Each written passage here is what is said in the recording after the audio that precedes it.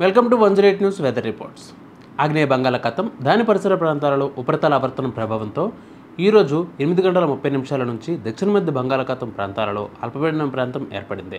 దీని అనుబంధ ఉపరితల ఆవర్తనం సగటు సముద్ర మట్టానికి 5.8 కిలోమీటర్ల వరకు విస్తరించి ఉంది. ఈ అల్పపీడనం వచ్చే నెల 8వ తేదీ వరకు వాయువ్య దిశగా నైరుతి బంగాళాఖాతంపై కదిలే అవకాశం ఉంది.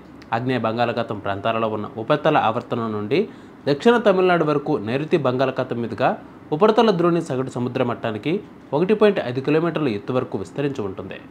మరాఠ్వాడా నుంచి దక్షిణ తమిళనాడు వరకు కర్ణాటక అంతర్భాగముగా ఉత్తర దక్షిణ ద్రోణి ఈరోజు తక్కువగా గుర్తించబడింది.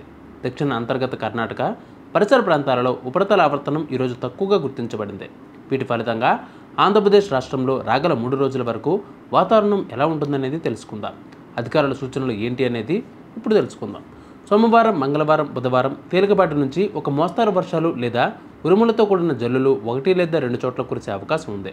ఉరుములతో కూడిన మెరుపులు, బలమైన ఈదురుగాలులు గంటకు 30 నుంచి 40 కిలోమీటర్ల వేగంతో వీచే అవకాశం ఉంది.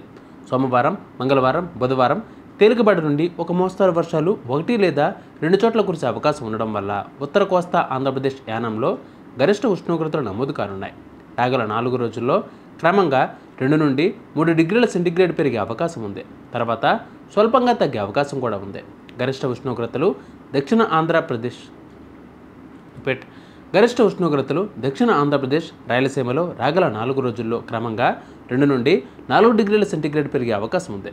తర్వాత స్వల్పంగా తగ్గే అవకాశం కూడా ఉంది.